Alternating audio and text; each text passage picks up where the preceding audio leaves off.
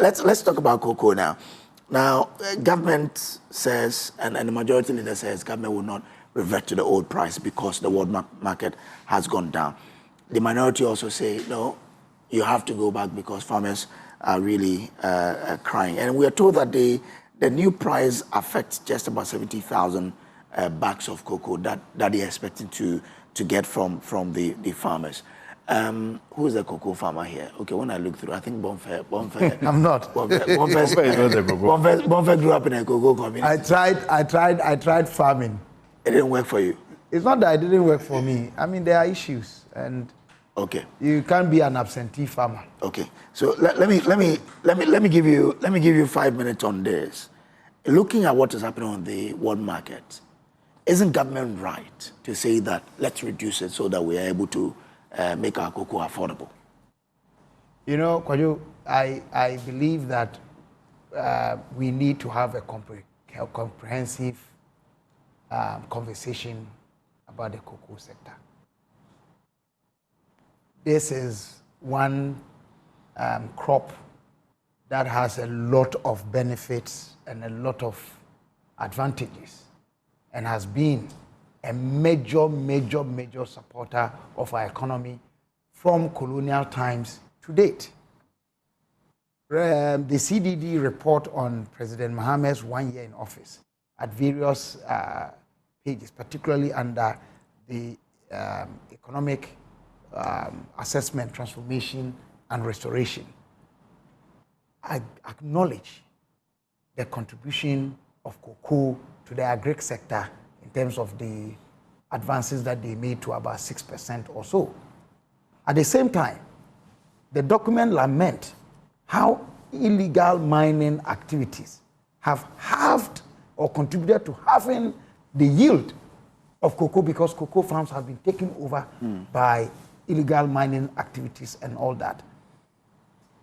Then you talk about the recent issues with respect to these cocoa prices, which became an issue because of prior political commentary about pricing. And the decisions to deal with whatever changes there have been were done without consulting the farmer. Properly so. And the stakeholder engagement that should have taken place did not. Otherwise, some of the people lamenting and complaining would not be seen doing that. And even if they did so, post such a stakeholder engagement, minutes and records would expose them that, but you agreed on A, B, C, D. So to the extent that nobody is able to bring any such stakeholder engagement report to contradict what some of them are saying, shows that it didn't exist. And going forward, I think that we need to have a better conversation. That how do you take decisions about the yield the farmer has obtained in terms of the pricing without involving the farmer?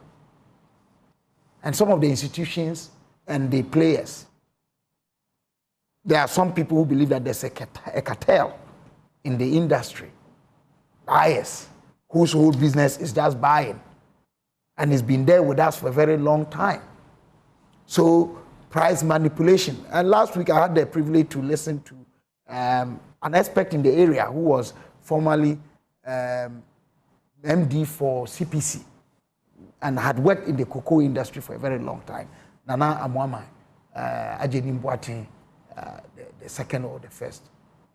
And he talked about the reports from 1998 to date, how virtually we are not pursuing different, policy lines, and that what they did in the cocoa sector under President Akufo-Addo's Ghana Beyond Aid is not different from what is happening presently.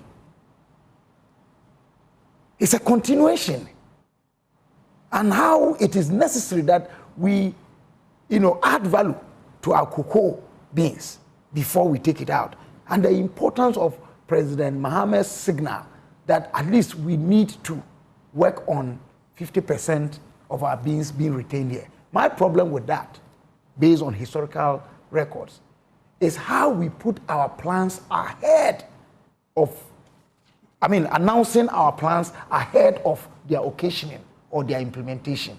The Chinese, they quietly endured their being undermined and worked themselves, quietly, moving. You go to America, they say China man's might. Today, the China man's might has turned into something else America is afraid of. They've relocated a lot of their companies in China, and China is come of age to show what power it has. Sometimes, if we learn from history, Kwame Nkrumah got himself into problems because he made too public his intentions for Africa and Ghana, writing them, speeches and all that. Sometimes we need to hold our thoughts a bit at the implementation level and let the applied or implemented program speak for us than announcing ahead of time that, look, we are going to retain 50% of our beans here. You are telling the Western world to come after you. They've come after every leader of our continent who has made it known that we want to be truly independent and truly self-sustaining. So that's what I would say about it. And I would, at this point, conclude by saying that we plead with our farmers. The calls for the head of the COCOBOD, chief executive, for me, is neither here nor there. I don't think that it is one of the things. Let us call for a broad stakeholder engagement. Let's involve the farmers. Let concessions be made. And in politics, there's no shame in concession when our intentions are innocent and altruistic. In Ghana, we can build better when we bring the best ideas from various sides together than to assume that any one group of people alone can build this nation for the rest of us. Okay. It's not possible. All right. Wonder, with the education that we're left with 70,000 bags to buy, and if government wanted to maintain that 3,600 price, you need around some 1,000 Ghana to do that. That will amount to some 17 million. The question is, couldn't government have done something to hold the farmers up? Kojo, I think the whole discourse about cocoa has been, as it were, overly politicized. Okay. COCOBOD has had problems, not today, but somehow, some way, we've always found our way around it. But as to whether it's sustainable, as to whether the economy can take it, as to whether that is a model you want to, that would outlive, the economic agenda you want to set, is a huge crisis. I thought that at this point, even the discourse would have moved away from payment to farmers. You see, technically, government doesn't deal with farmers. Technically.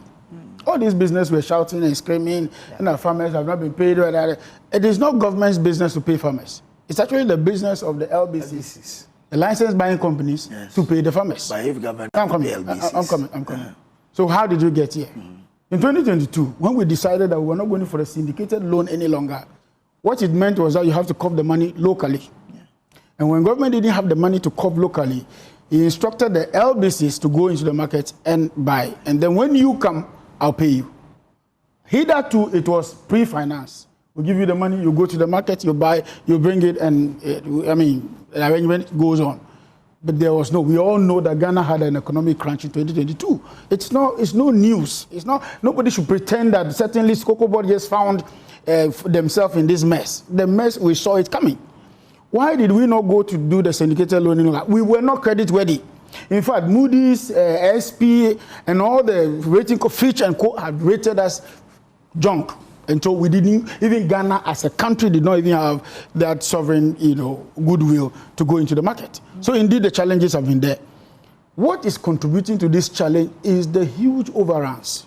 For instance, I'll give you from 2018, 19, 2021, the total contracts awarded for road contracts in COCOBOD alone was 26 billion Ghana cedis. If you check the same time within which the roads ministry itself's budget is below that. So the core mandate of COCOBOD was now exchanged for something else. We are not saying it's bad to do COCO roads. It's okay. It's all right. There's nothing wrong. But How sustainable is that? How are you managing your books? Because as a good, manager, when you have a situation like that on your hand, you cut off some excesses, like they are doing right now, cutting off their salaries and all that. COCOBOD has 18,000 workers on their payroll, 10,000 permanent workers, casuals and national service, 8,000. And they are coughing out 2.6 billion yearly to pay for only wages. We don't do, COCOBOD itself doesn't do any farming.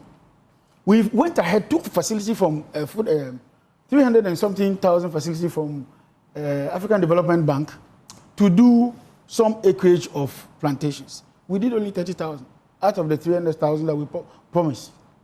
And the money is gone.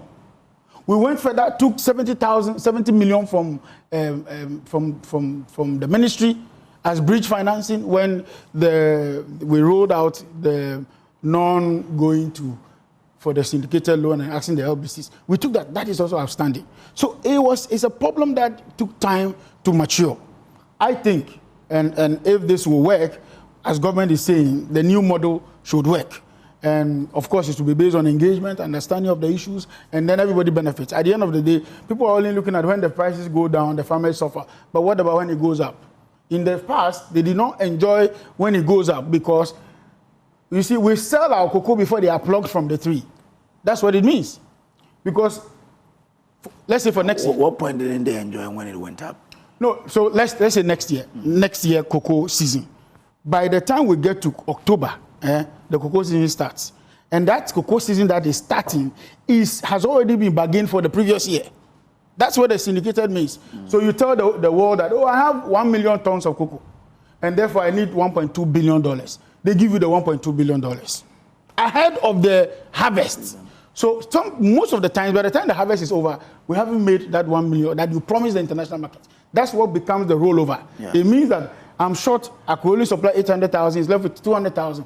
That 200,000 has to be catered for the next year at the same price. Yeah. Now, so if we were in this year, for instance, in fact, in 2023, 2024, 2025, 24, prices went as far as $12,000 per ton. But the farmers were only still getting only up to about the 5,000 that we had bargained for at the time. Because we have sold it already. So even when the prices change today, you look at the market, the world market, cocoa prices has gone up. Nobody's going to benefit from that because that was already bargained for the previous season. And so it is not an effective medium of bargaining. In Cote d'Ivoire, for instance, they don't do what we do. What they do is that they have cooperatives that go to the market to buy and bring it to their cocoa, whatever, and then payments are made. And so it's more like an on-the-spot buying. This one we buy in advance. And so what government is proposing right now is that we don't want to be doing this business of buying in advance, where it will get to the point selling where in advance, you mean? Okay. So buying from the cocoa farmers in advance or selling off your crops in advance. Yeah. We want to do as and when the market determines, we do that. So the price can be this today, 2 months after it's changed or it's gone up. Like we did for the energy sector, the deregulated regime where price can rise or fall at certain window openings. So that's what government intends to do. Then government intends to pay all the outstanding at the moment. Government has taken up the loans, the facilities that are due, the 4 billion, the 5 billion. The ministry has taken that up in equity so that we can pay the farmers and move on. Now, it is also not true that most farmers have not been paid. A lot of them have been paid. Those who have not been paid are usually those who, I don't want to talk that, I don't want to offend anybody, but largely, many of them have been paid. A couple of them have not been paid. Government has agreed that they have not been paid, and that will be taken care of. Another thing is that government wants to introduce the automatic adjustment formula, so everybody benefit. Number 3, guarantee minimum producer price. So we're going to at least have a floor price where we can't go below. Even if the world price goes below that, we won't go below that. We want to replace the old syndicated loan model with domestic cocoa bonds. So you and I can actually buy into some of those things. It should be good for our economy. It's a permission for COCOBOD to sell any volume of beans to local producers. And government is asking to do some 50% of our total production locally to get jobs, and make some revenue. Okay, thank you very much. Kofi, I mean, he's explained well that this is where we are, the realities are there. To you. Okay. You see, Kojo, politicians have got to be honest. There are 2 issues here. One is challenges that have confronted COCOBOD since time immemorial. In fact, since when some of us were not even born. Me, I was born in 1987. Kwabena Bomfeh here, way older than me. I'm sure he can attest to several issues COCOBOD has had many, many years ago. If I'm lying, Doc, you can tell me. So the first issue is COCOBOD and their issues. This is not the first time we are hearing about jute sack issues, COCOBOD road issues, COCOBOD over bloated payroll issues. These issues have been there. That is one leg of the issue. The other leg of the issue is the current management's trading decision. Okay? Trading decision. That trading decision is what has led us to where we are, and not the challenges of COCOBOD. So if anybody comes to sit here and deliberately peddle falsehood to create the impression as if COCOBOD is going through the challenges it's going through because of the many years of COCOBOD's challenges, that person is dishonest. Why? What happened? You came to meet the so-called mess that today you are highlighting. You've turned into an analyst, of course you are, and enumerating the various issues. Yet, you gave a price. Is that not so? So when you were given the price of 3,600, you didn't know COCOBOD had issues? You didn't know? You knew COCOBOD had issues. Yes, you gave prices. Yeah. You knew COCOBOD had issues. Yet you bought cars, 100 cars, renovated CEO's residence, millions of cedis, bought Land Cruisers. You knew COCOBOD had issues, but you did all of that. Because it has nothing, the price issue has nothing, absolutely nothing to do with that. Here is the thing. You give a price based on your projections. You determine that in this season, I'm going to sell, let's say, 800 metric tons of cocoa. So you go on the market and you sell a percentage of that projection at forward and a percentage at spot. In opposition, you lied to the people using spot price. You know the 10,000 they keep referencing? That was the spot price at that time. And they said, oh, if we were in power and when we come into power, we'll give you 70% of that spot price. What they didn't tell Ghanaians was that you don't buy all cocoa at spot price. That's number one. So you come in and you engage your processes and you realize that you can give $7,000 per ton for that crop year. It was on that basis that you gave 3,600 per bag. So you've done your projection, you've determined that.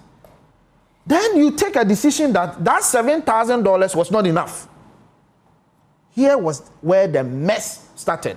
They took a decision that the $7,000 was not enough, and that they can keep pushing their luck to a higher price. So they kept waiting.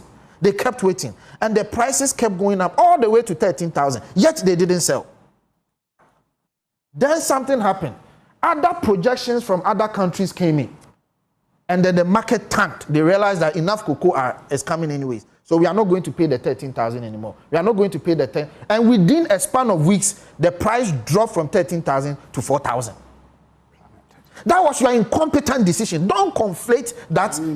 Don't conflate that with COCOBOD's issues. It has nothing to do with that. A management took an incompetent decision and messed up farmers. Then you come and sit here and tell us about the history of cocoa. We've turned into a history teacher. Please spare us.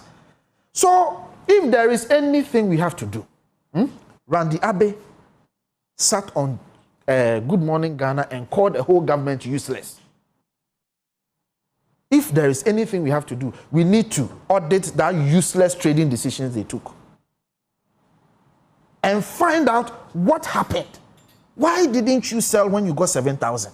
Why did you wait?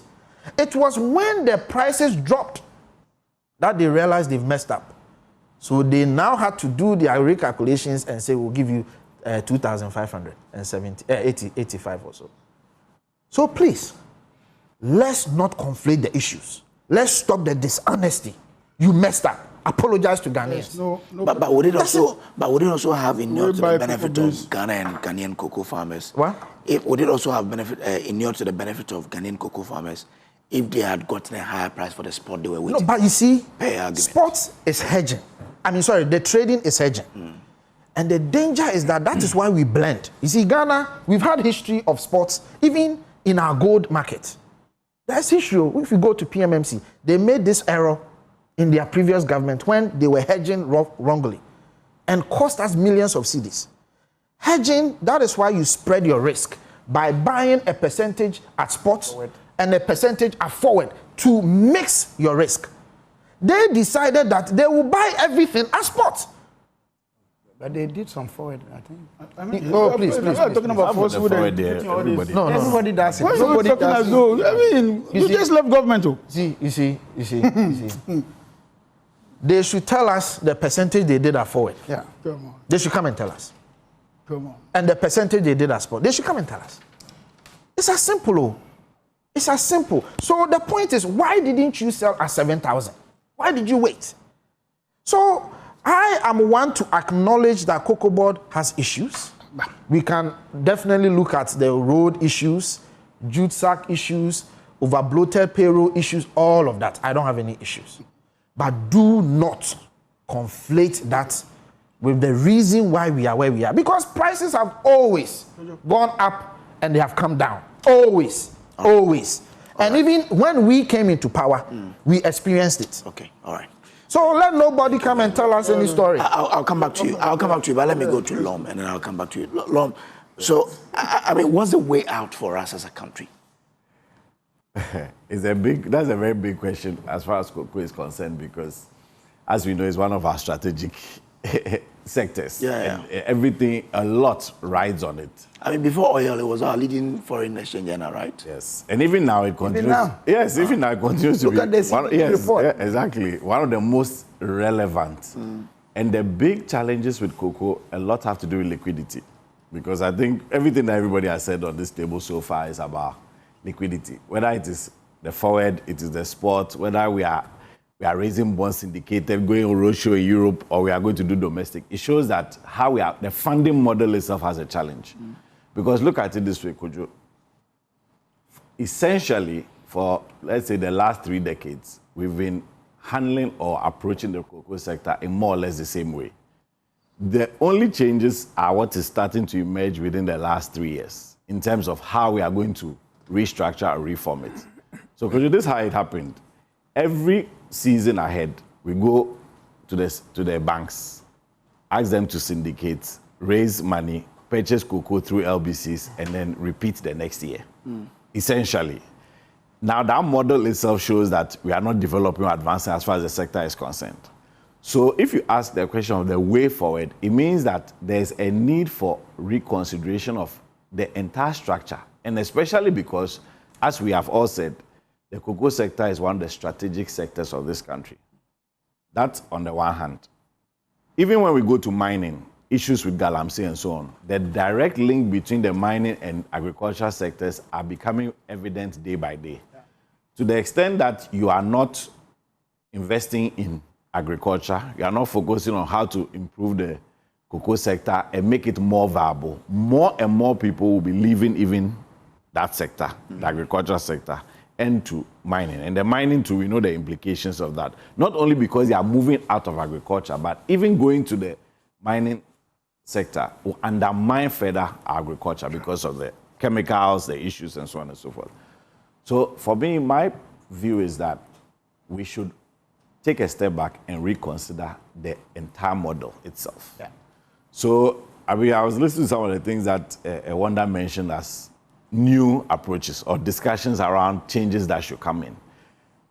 One of them, for example, about having something similar to the MPA pricing window arrangements. Perhaps that might be better, so that the formula is not fixed or dependent on discretion being exercised or taken by management at a particular point, as Kofi was also alluding to. You are tying it to an objective standard that can oscillate based on reality. So then that one, there's little room for it is based on somebody's decision or another person's decision. This is something that is triggered by a formula, and the formula works so that the cocoa farmers benefit. Because in a lot of the conversations that we're having so far, you see that there's a lot of politics around it, but the most important stakeholder, which is the cocoa farmer, is actually at the back end. Because yes, the cocoa farmers may have issue statements, they are making some comments in the media and so on. But to the large extent, the conversation is not about them. And the whole thing is about them, because until we have a sector focus that promotes the interests of our cocoa farmers and our citizens, such that there will be more incentive for even others to go into that, I can assure you that the mining issues will continue to undermine the agricultural sector, and we'll continue to have this conversation. So let's talk about the liquidity. How do we fund cocoa purchases going forward? And as I said, we have to be innovative. If we talk about domestic cocoa bonds, that is one way to go, because obviously, if we are not raising that money internally, it means you are giving money to external funders. Because you go to Europe, you go to America, all these international banks and so on. They are making money on fees, on charges and so on. You essentially raise value in Ghana and take it outside Ghana. Yeah. So if we are considering domesticating a significant portion of the funding, then you know that perhaps that will strengthen our economy, enable more and more of us to also have a stake in the development of the country through the bonds. But you know, the bonds too have had issues in the past, which means that there have to be guarantees that indeed our funds will be secured, monies will be paid and so on and so on. But that is important, because when you are using funds from the domestic economy, then we can be sure that we are getting more value here. One. Two, in order to ensure more value down the line so that you don't have to keep going to banks or even the bond market to raise money, what it means is that you have to increase your value domestically. So if today we are exporting a significant portion in the form of raw beans, what it means is that in the entire cocoa value chain, we are the ones getting the least value. Because when the beans leave Ghana to any of these big international buyers, the halibuts and so on, immediately they take charge of it. They add a little value. They get more than what we get as a country. So value addition means that we are going to be able to put the country in a place where we are getting more out of this same cash crop that we've been doing for all these decades, so that you can have more value stored in advance, so you can reduce what you are going for from loans. Because it doesn't make sense that year on year we are doing the same thing. You see, so far for me, it's about the liquidity issue. Everything we've talked about, whether it's just jute stacks, whether it is road contracts, and so it's just about money and how we are allocating the money, how we are using the money. So all right, we should. Thank you, Long. We need to move on, but I'll give 1 minute each if you have a rebuttal. Yes. No, I mean, you hear them say all kinds of things about this whole cocoa, and I'm happy Doc has landed on liquidity. The COCOBOD owes 32 billion. How did it arise? Out of that 32 billion is a reckless road contract of 26 billion. So it is not the case that it was because somebody mismanaged the place. And that's why people are beginning to call for the head of the former, managers of COCOBOD. So if you sit on radio and you make it look as though nothing has happened, everything is fine, where is the money? That's it. Because we are talking about looking for money to pay them. You didn't go to the bond market because you didn't have money. Yep. And that has rippled over.